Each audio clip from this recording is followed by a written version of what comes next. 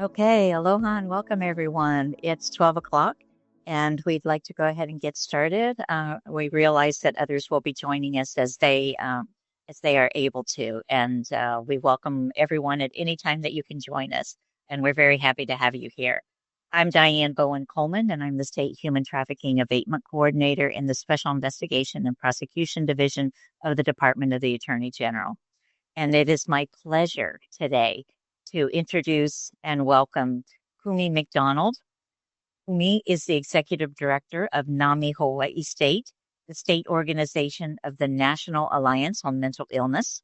She was born in Japan, raised in California and Hawaii, married, and has 3 grown children. She has a background in education, hotel management, and Christian church ministry. She found her calling with NAMI Hawaii in 2014 and has over 17 years of experience as a director in the nonprofit field. Kumi is a co-chair, advocacy lead, and founding member of Honolulu Crisis Intervention Team program and was certified by CIT International, BJA, and PRA, and we can ask Kumi what those mean, as a CIT trainer in 2019. She also co-led the efforts to start the Hawaii County CIT program through the Memphis model and still works as their financial manager and consultant. Kumi is a guest lecturer and national and international conference presenter on mental health, CIT, and de-escalation. She values faith in God, family, friends, lifelong learning, and spending time exploring creation. Everyone, please join me in welcoming Kumi. Thank you. Thanks, Kumi. Thank you, Diane, for your generous introduction. And thank you for having me. And it's a pleasure to be a part of an amazing group of leaders in this community. So thank you. So I will figure out how to share my screen. And here we go. All right, it's going. I want to make sure that you all folks know that I'm really open to interruptions. You can unmute and ask a question or put in the chat, and Diane's keeping track of the chat, and she can interrupt me and say, hey, somebody has a question or wants to make a comment, and I'm all for that. So please don't hesitate to ask questions along the way, and I want to keep it interactive. Okay, so let's get going. All right, so I am Kumi MacDonald, and we are NAMI Hawaii. And this NAMI Hawaii is the largest grassroots mental health organization in the nation. We have a NAMI in every single state across the U.S. And over 600 affiliates. Right here locally in our state, we have our state office in Honolulu, but we have 4 chapters on each county. So Oahu, Kauai, Maui, Big Island. But we're starting chapters in Lanai and Molokai as well. So we're really excited that we're reaching all of these amazing communities in our state. Okay. And this is what we do. Our work is to support, educate, advocate, and bring awareness, everything related to mental health. And everything we do is free. So if you want to invite us to give the same presentation to your company or to your church or to your Rotary Club or wherever, we would be more than happy to do so. Okay, everything we do is free. So today, what you're going to gain is you're going to learn tips on de-stressing and self-care, because that is what NAMI is all about. We're going to learn some of the warning signs of mental health crises, learn what to say, what not to say, tips to de-escalate, resources and information, and again, free programming. Everything we do is free.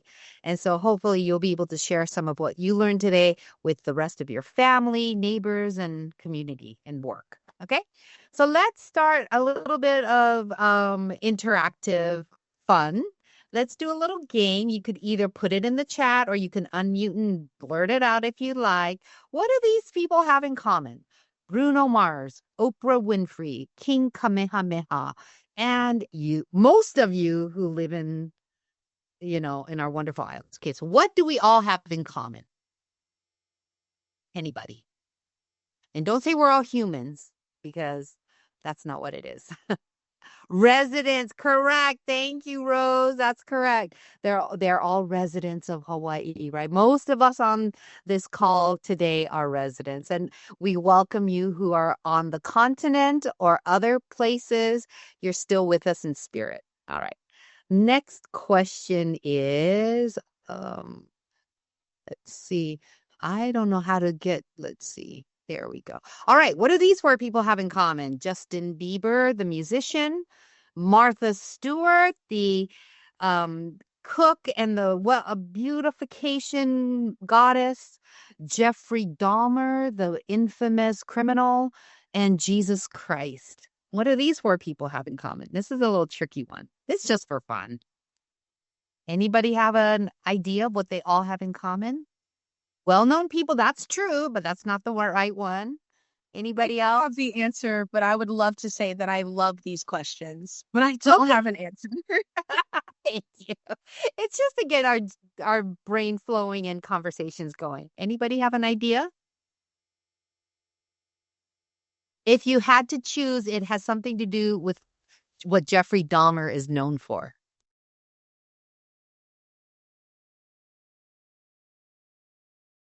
Anybody? Okay, last call. They all went to jail. So even if no, thank you, Paige. It's not that. Ha ha ha. Thank you, Elizabeth. But no, yeah, they all went to jail, right? So they had something in common. Not to say they were all criminals, okay? All right. All right. What do these people have in common? Abraham Lincoln, Martin Luther King Jr., 20% people in the US, and me, Kumi MacDonald. Also on that list, many homeless people that we see on the street, houseless people on the street. What do these people have in common? I'll add some more people. Mother Teresa, right? Um, Okay, let's see. They all have them. Thank you. That's correct, Elizabeth. Oh, preachers. That's a nice one too. Yeah, well, we all had a message. You're right. But it's that they all had a mental illness. So thank you for playing those games with us.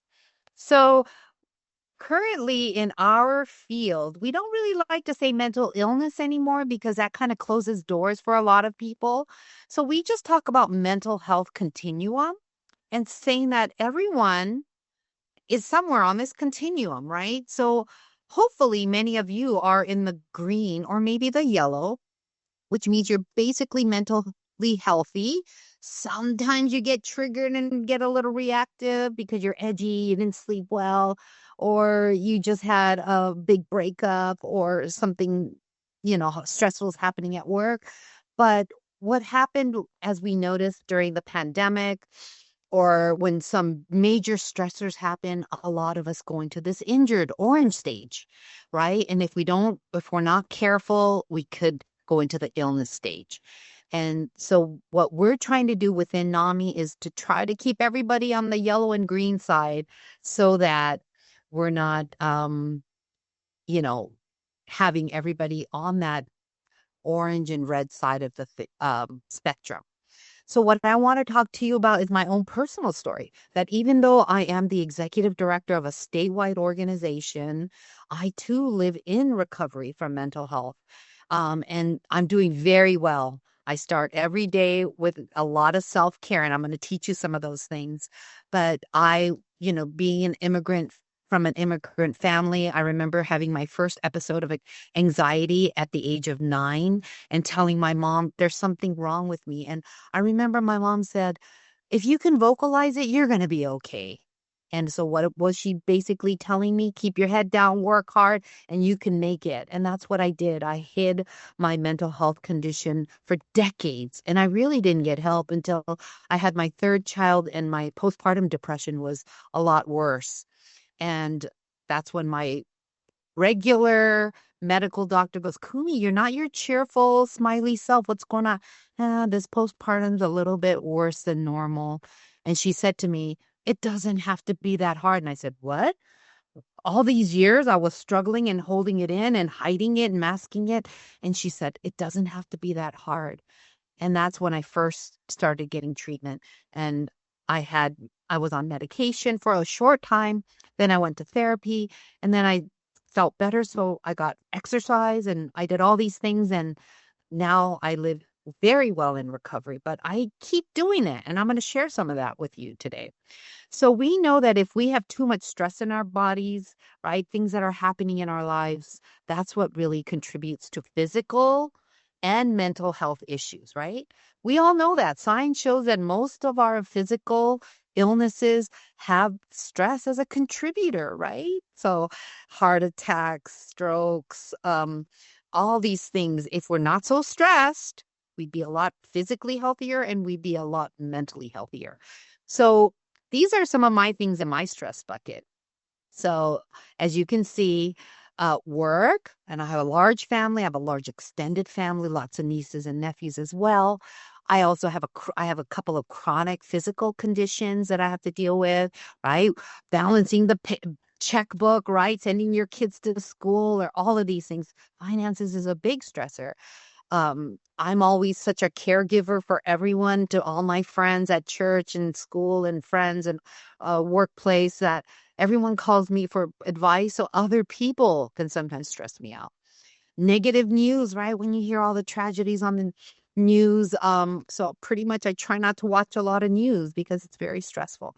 What do I have to do is I have to put all these little spigots, little faucets on my stress bucket. So I do, when I need it, I do go to support group, and NAMI has free groups. I stay connected to my women's group, continually, even when I'm doing healthy. I exercise, and I'm not talking about being an athlete or anything like that, but just doing 10 minutes of stretching every morning, a 15-minute walk during my lunch break, just moving your body, whatever that is. I also noticed as I got healthier in my mental health journey, uh, veggies. They tell you, right? Probiotics, prebiotics, all the good greens, fruits and veggies are fiber. All these things help your gut.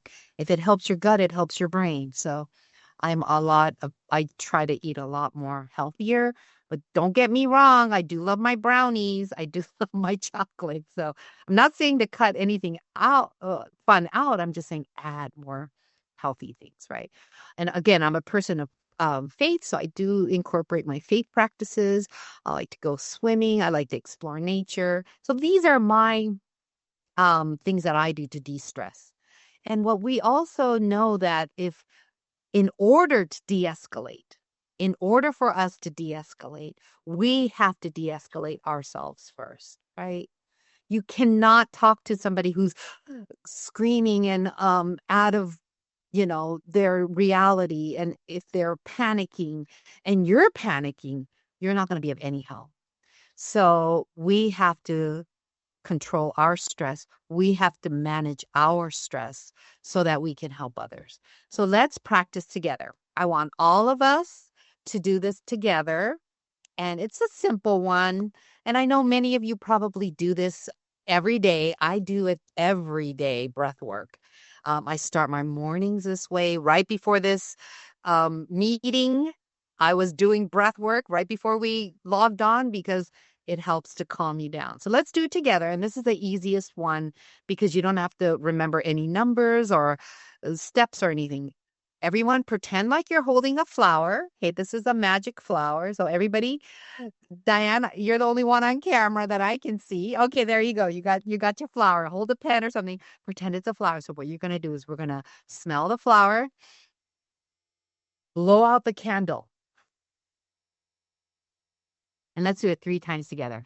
First, before we do it, check your body. Like, are you a little stressed? Are you a little irritable? Do you have a little tension around your shoulders, your neck? Maybe your stomach's feeling a little gurgly. Okay.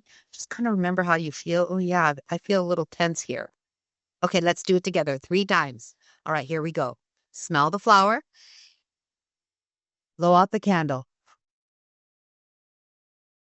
Smell the flower, blow out the candle. Smell the flower, blow out the candle.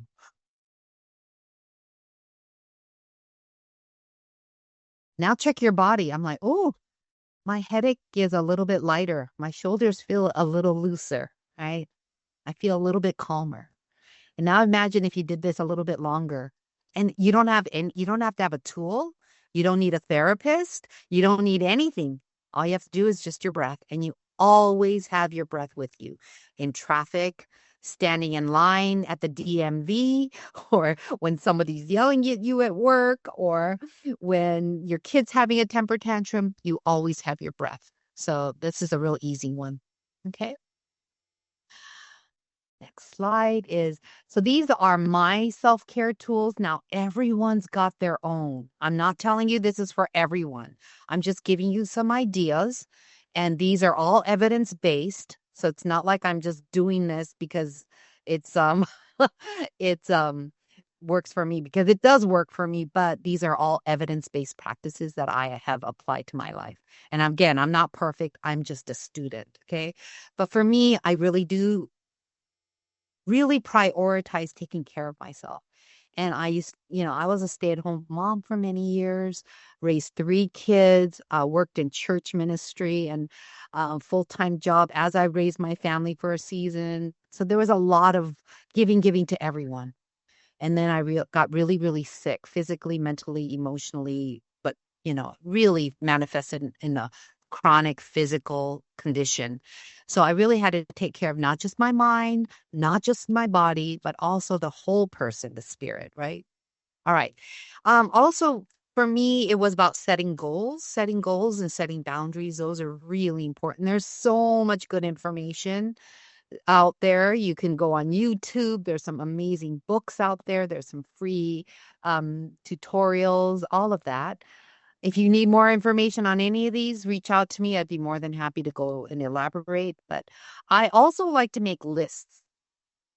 I do it on my phone. That way I never lose it. Under notes, I have a happy list and I have a mad list. Are we allowed to take screenshots? Actually, I'm going to you can take screenshots, but it's being recorded. And so I believe Diane will be able to share that with you after the fact, or you can have a copy of the slides afterwards. Okay. All right. So I do actually make lists. If something really makes me happy, I put it on my list so that when I'm stressed, when I want to reach for that bag of chips or that pint of ice cream, or for some of us, it might be I don't smoke, but some people might run to a cigarette or alcohol. Instead of running to your negative thing, I looked on my happy list and I go, oh, yeah, that's right. A hot bath really calms me. Oh, yeah, listening to the birds outside helps. Walking the dog helps. Listening to music. So I try those things first before running to my negative habits, right? I also have a list of things that make me mad or tired and grouchy, right? So that like for Thanksgiving, I used to host a lot of Thanksgiving and do you always have that one relative who goes, "Okay, yeah, I'll bring a potluck dish," but then they forget. Or you have that one relative who goes, "Yeah, it's just going to be me and the kids."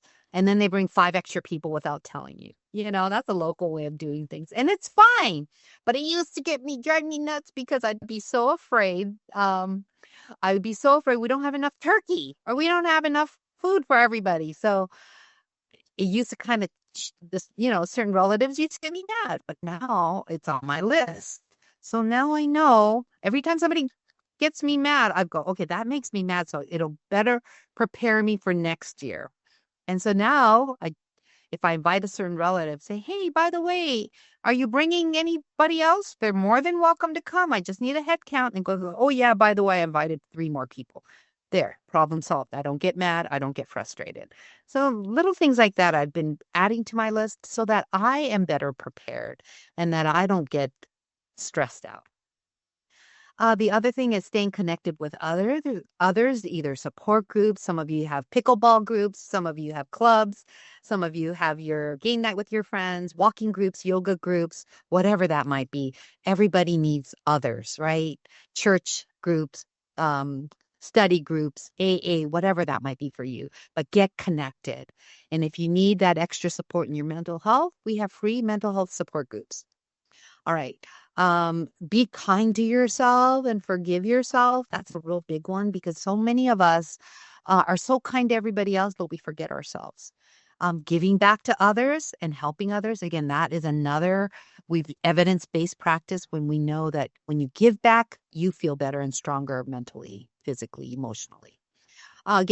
These are some continued tools. Try to eat healthy every day. I get a lot of sleep.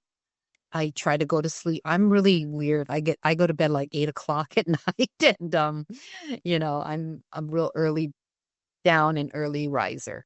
Also, getting sunlight, it's so important.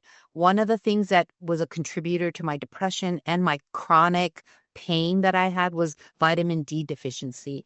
And my doctor's like, get out in the sun, move. And that's all I do is I get 15 minutes during lunch break. I don't need my supplements anymore. And just 15 minutes up, maybe not direct sunlight for some people who have really light skin, but I just walk in the shade at the local park. And then spending time with your loved ones, whether it might be fur babies or people or whomever that might be. But, again, spending time with loved ones. Getting into the water, a really great practice for de-stressing. Whether you just dive into the ocean, that cold shock is there's a scientific evidence of mammals. As soon as you go in there, it resets your nervous system to calm you down. But it also works in a cold shower or a hot shower or bath or whatever that might, or putting your face in ice water even helps. Again, breath work that we just practiced earlier, practicing gratitude. Some people have a journal of writing gratitude every day, but I start my day every morning with gratitude and journaling, listening to music. There's some great mental health apps, free for meditation, breath work, or even on YouTube. And then creating a self-care toolbox. So I have a cute little bag with my ginger candy when I feel a little nauseous, mint for when I just need to kind of calm down. I have aromatherapy in there. I have lotion in there. I have a little bit of chocolate. So sometimes if you're not getting enough sugar, right, we get hangry. So, sometimes a little sweet granola bar or candy, something like that to just kind of help you. So carry around a self-care toolbox or a little bag or something like that. Keep it at your desk or in your bag. That's always really good. And I can't read the last one. Oh, there, practicing my faith. So that is a huge one for me. All right. Are you prioritizing sleep, right? If you can't sleep, you got to get out of your bed and move around. Don't stay there because if you stay in your bed and you can't fall asleep, you're teaching your body to just stay awake in your bed, right? Making sure that you get to bed on time and a consistent time every single day, right? And we need the sleep to recover for physical, mental, emotional health, right? All right. So I want to hear from you folks, either in the chat or if you want to unmute, just real quick statements on what are some self-care activities that you will do this week. What are some self-care tools? It could be something that I do or something that wasn't listed. I'd like to hear what's not listed, something different. Anybody want to put in the chat or unmute and keep it short? Oh, reading a book or writing a book? Spending time with cats. Oh, yes. I miss my kitties. Running is awesome. Running is so good. Reading, yes. Reading a good book is awesome. Reading my Bible. Thank you. Yes, I read my Bible every day. Playing pool. That's a good one. Art. Oh, art is a great form of therapy. Cleaning house. Good for you. I know some people who find that right calming. Listening to audiobooks. I love that. Going to the beach. Excellent. Wow, good. Walking without using my phone. Wow, yes. That's a good one. Yeah. So getting off of our devices, right? Sometimes these devices are so good. Keep a compliment journal. So when someone compliments you, I love that one. I keep a screenshot of that in my phone, but I like it that you could actually leave it in a journal. That's a good one. Listening to music. That's a great one. All right. Those are some excellent ones. Hampering myself with a bad egg here. Yes, we all need to take care of ourselves and treat ourselves, right? Excellent. All right. Thank you for sharing, everyone. All right. So we're going to get into the nitty gritty of statistics. Oh, yes, Michelle. Okay. I don't know what that meant. But anyway, thank you for sharing, everyone.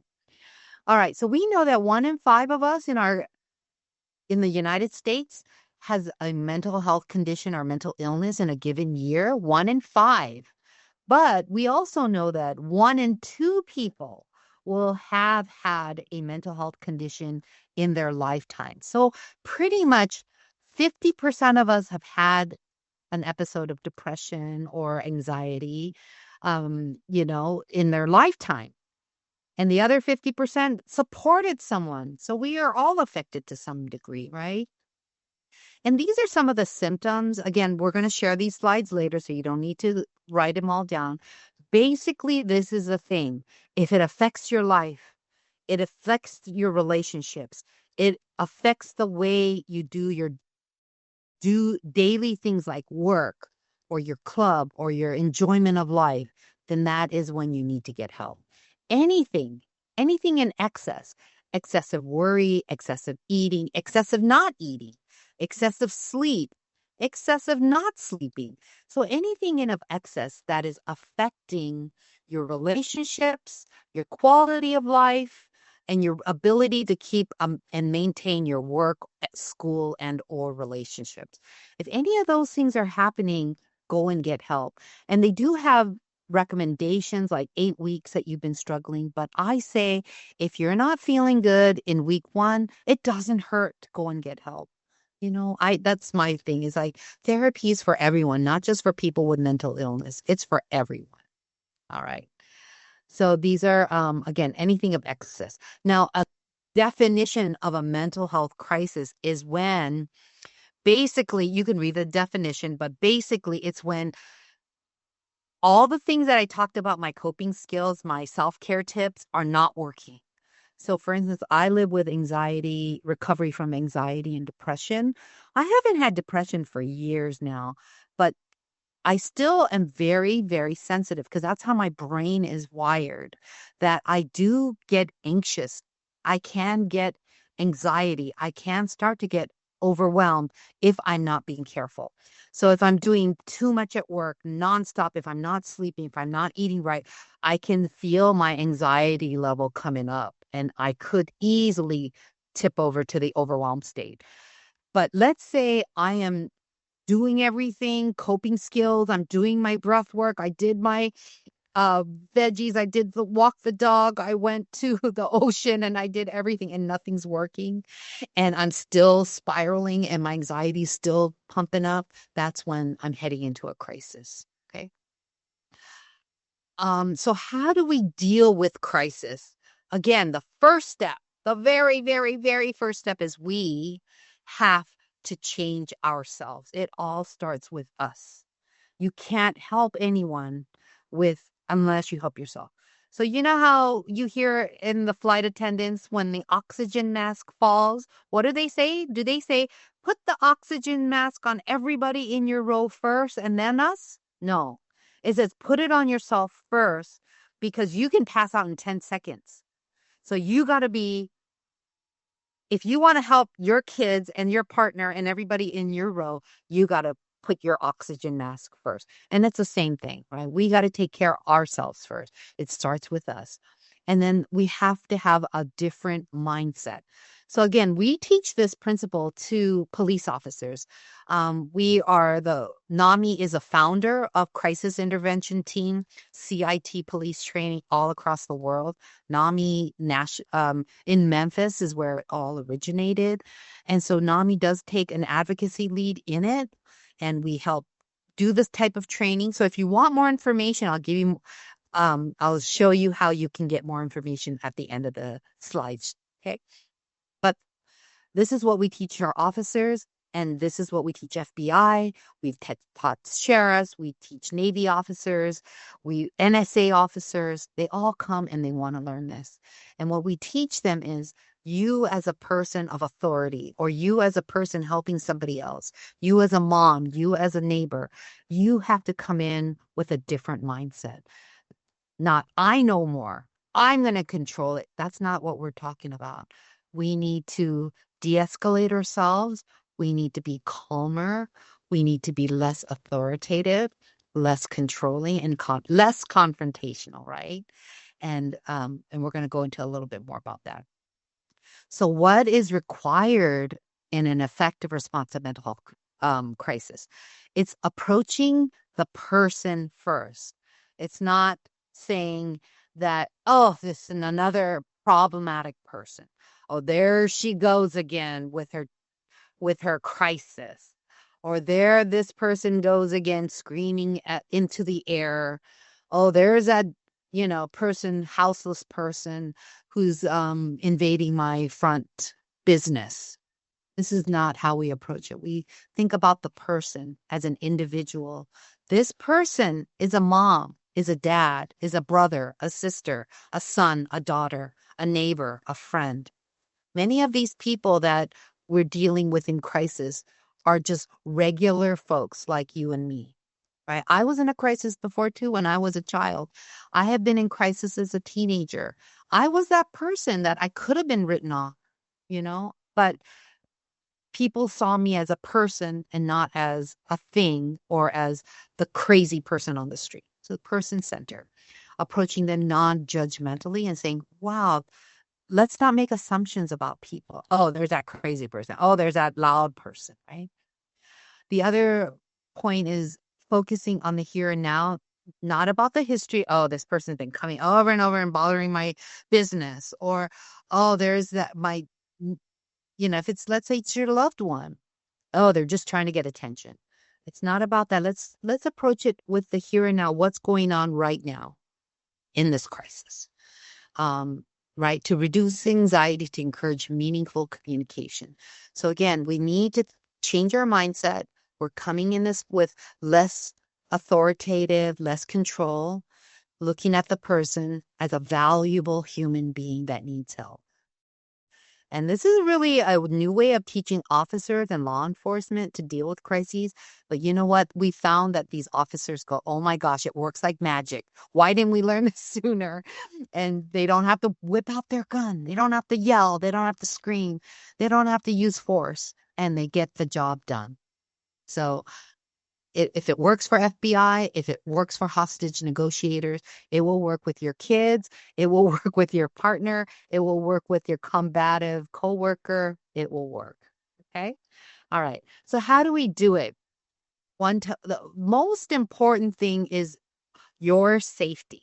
So when you see a crisis happening, or again, if it's a real crisis and somebody is suicidal or something dangerous, that is not for you to deal with, right? And we'll give you some tips on that later.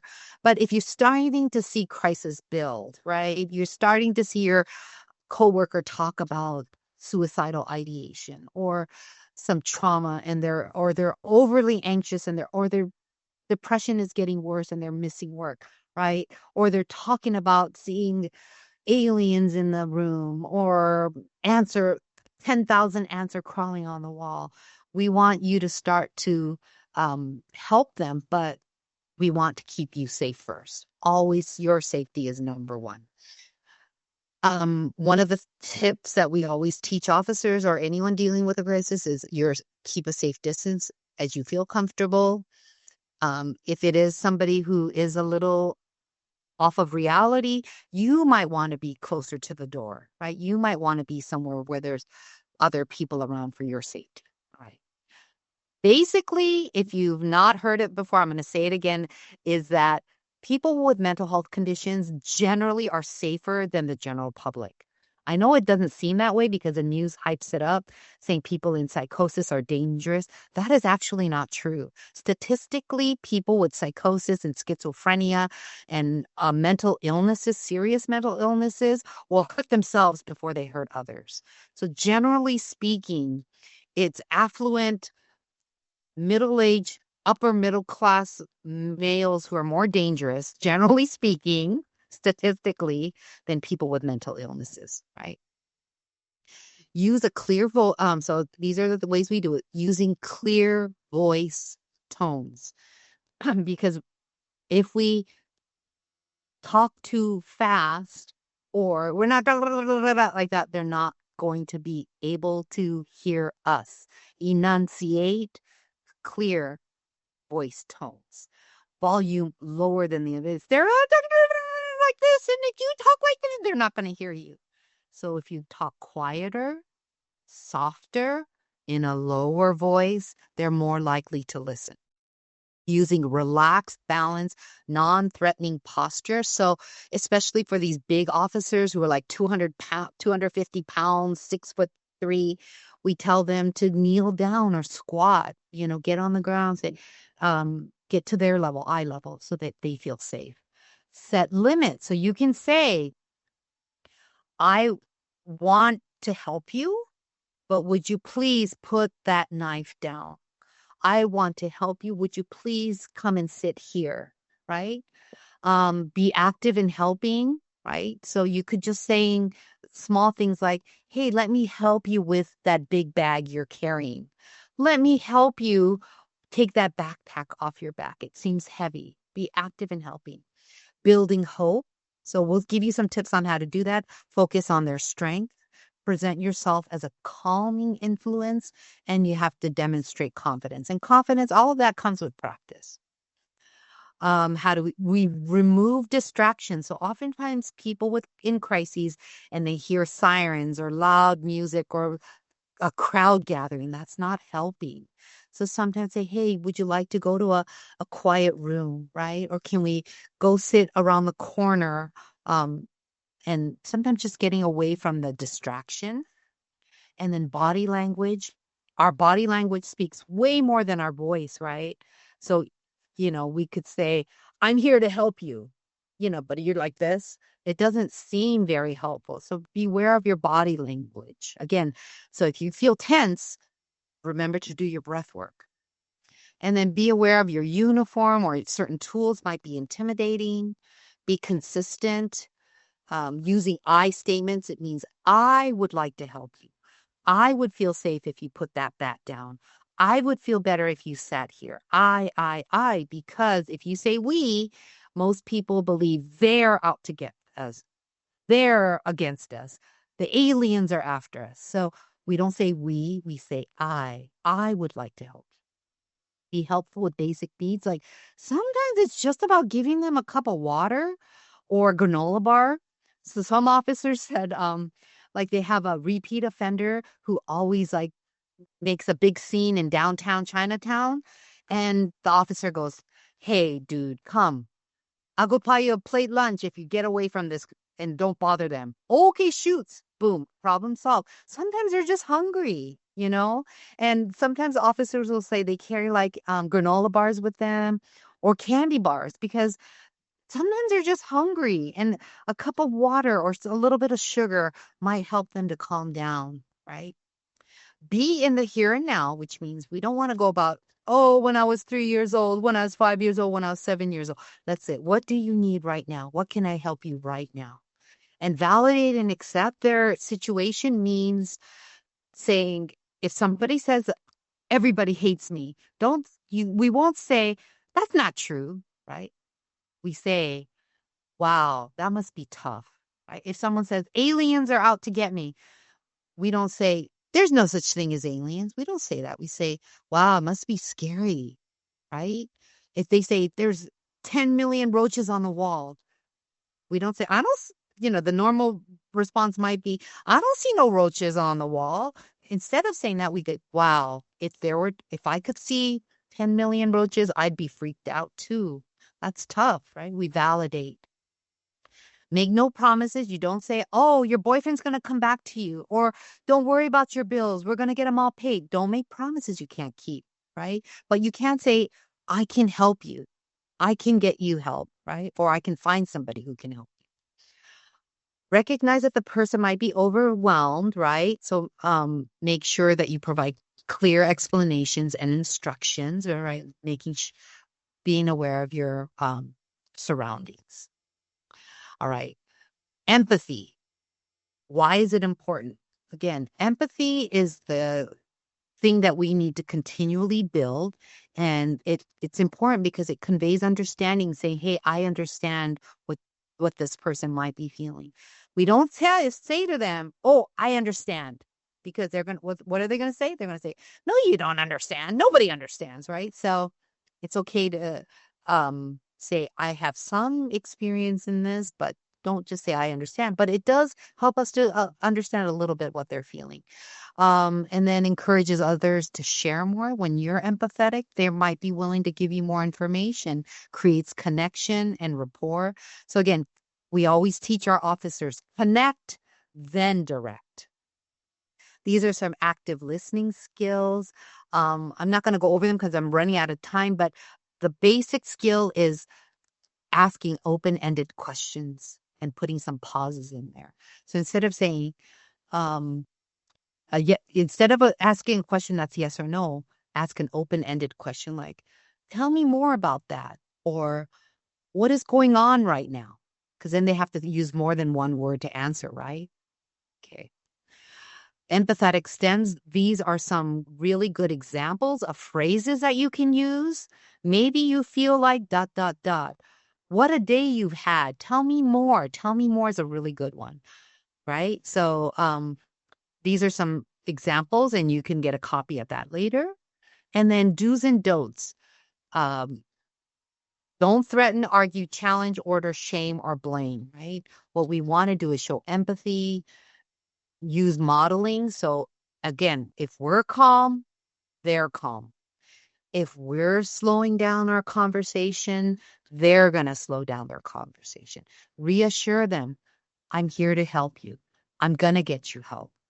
Um, Respond and encourage, use active listening, and then guide the situation towards a resolution. Never use these words, right? Calm down, relax, right? If you have a partner or a husband or a wife and you're in an argument and someone tells you, calm down, what's the first thing you're going to say? Don't tell me to calm down, right? It's like those are the no words. Don't say I understand, or you should or you shouldn't, because those are not encouraging statements. All right. So these are the tips on how to do it. A recap. One, introduce yourself. Hi, I'm Kumi. I'm here to help you. Right? Ask the person's name. And if they don't want to give the name, say, hey, what can I call you? Can I just call you a nickname, perhaps? Right? And then express what you're seeing. I see that you seem very anxious. I notice that you aren't doing well, right? And then they're going to say, yeah, I'm not doing well. Wow, tell me more, right? Active listening, communicating, summarizing what you said. So I noticed you saying you're not doing well. I noticed you said that you see 10 million roaches on the wall. Wow, that must be tough. Tell me more, right? What can I do for you, right?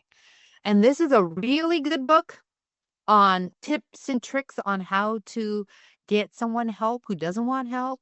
Again, very similar to what I went through, but it's written for the layperson.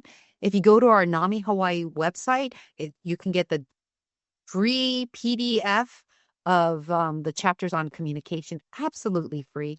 Dr. Amador is amazing. He has TED Talks, YouTube free talks. So check it out. It's on our website. And then if you have a crisis, you can call 988, even if you're not the one needing the help. If you're there with the person, you can call 988. You said, you know what? I'm a friend and my friend's going through a crisis. I'm not the one in crisis. Before, in the olden days, only the person needing the help could call them to get help. But now they can help the caregiver or the friend or the family member as well. So you can call 988 if someone in your family is going through a crisis. They have that ability now. Okay. And there's also suicide prevention. These are all the free resources. Again, I'm talking about the I Am Not Sick book is up there as well. And there's a whole bunch of free resources, booklets, all free. And these are all of our NAMI programming.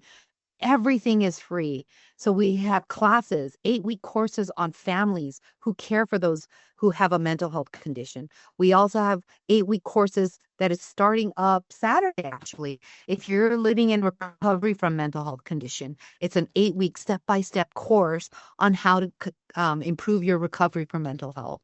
And it's free and it's on Zoom. We have free support groups that are ongoing throughout the year. And the other one that on youth programming. Again, we know that some of you work with youth.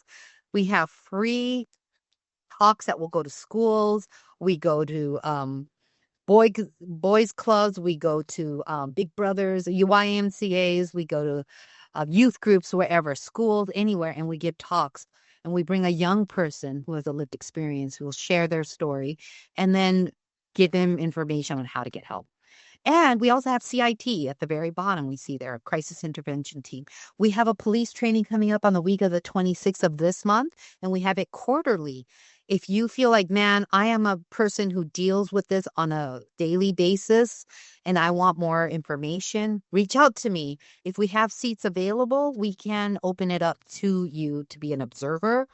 If you're a professional, say, hey, I am a professional, a mental health professional. I'd like to be a trainer. I'd like to train officers. Reach out to us as well. If you want to be if you're a leader in your community, want to be on our steering committee.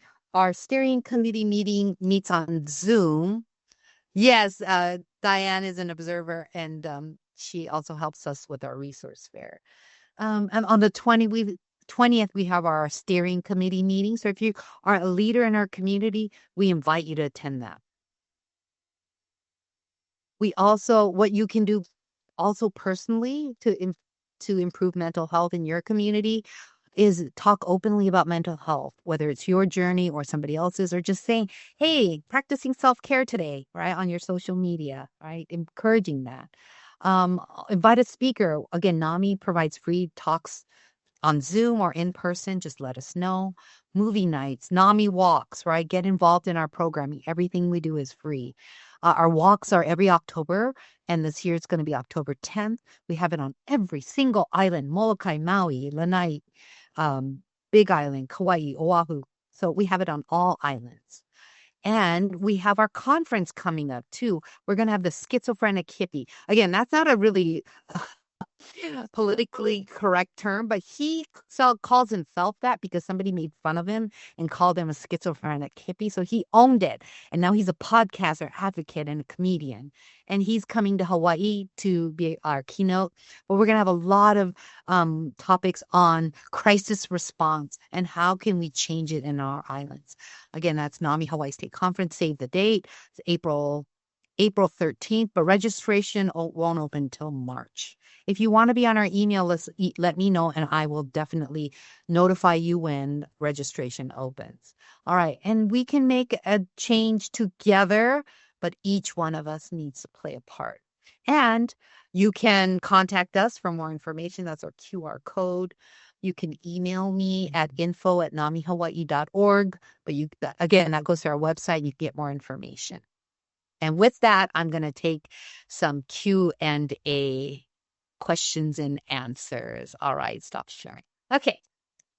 All right. So if anyone has any questions, I'd be more than willing to answer, either if you want to put it in the chat or unmute yourself.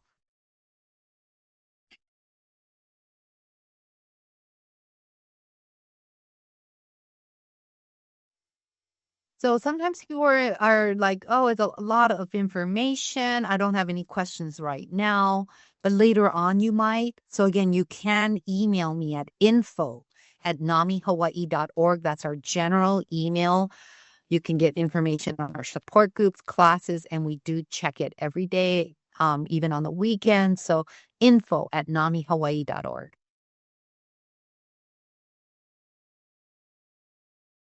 While everyone thinks about what their question might be, I'd just like to thank everyone for joining us here today and sharing this space with us and uh, potentially giving up your lunch break. I'd like to also thank Kumi for sharing this important message with all of us here today, and very much appreciate all of the free programming that NAMI Hawaii has to offer. Um, we do have a question in the chat. Is there a paid facilitator at your group meetings or is it peer run? So all of our programs are peer run, meaning in order for you to be a support group leader, if you want to run a family group, you have to be a family member or a caregiver.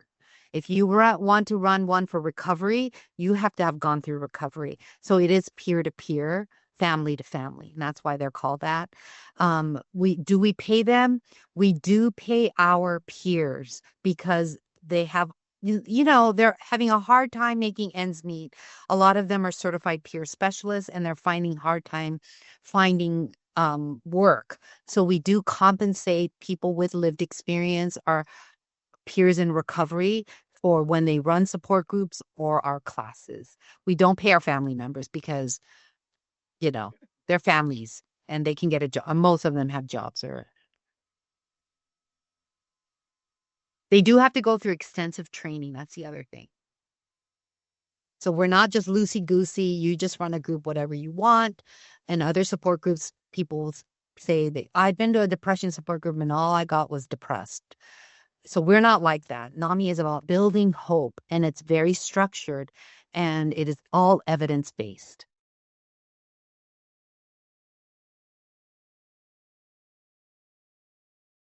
And if you're interested in volunteering, we would love to welcome you as well. Thanks, Kumi. While people can, okay, we have another question in the chat, Kumi.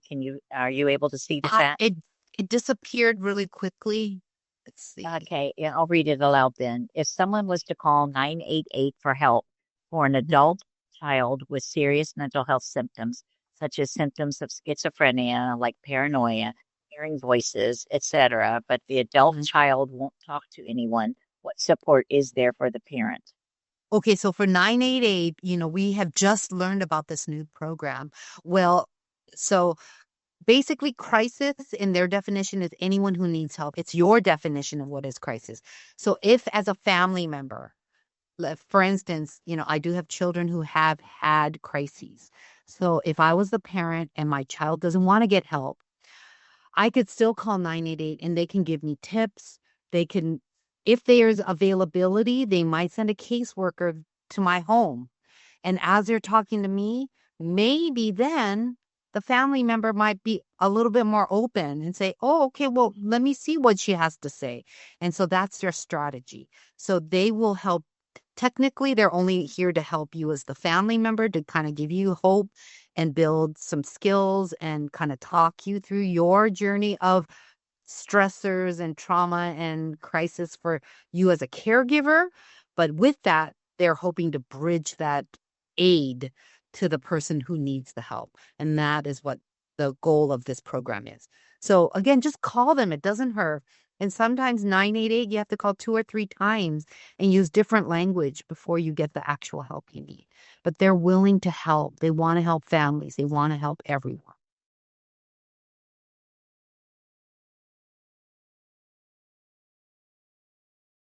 While we wait on potentially more questions, I'll read a couple of announcements. Tomorrow we have Kunani Dreyer from Hawaii Health and Harm Reduction Center, and Kunani will be speaking on LGBT, cultural humility, and knowing our place. And then our rescheduled one that was supposed to be our first Lunch and Learn has been rescheduled to January 23rd, and that's human trafficking, preventing off and online exploitation, revictimization, and the link will be sent.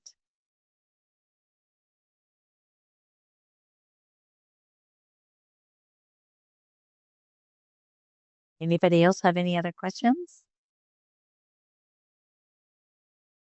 You all know how to reach Kumi. And yeah, you certainly know how to reach me too, if anything should come up. We very much appreciate your time with us today and look forward to seeing you at another Lunch and Learn during this January. And Kumi, thank you so much. It was such a pleasure Diane. having you here today. Thank you, everyone. Aloha. Kumi, do you mind to stay on for just a quick second? Of course, I'll stay on. Thank you. Hey, thanks everyone. Very much appreciated it. Thank you.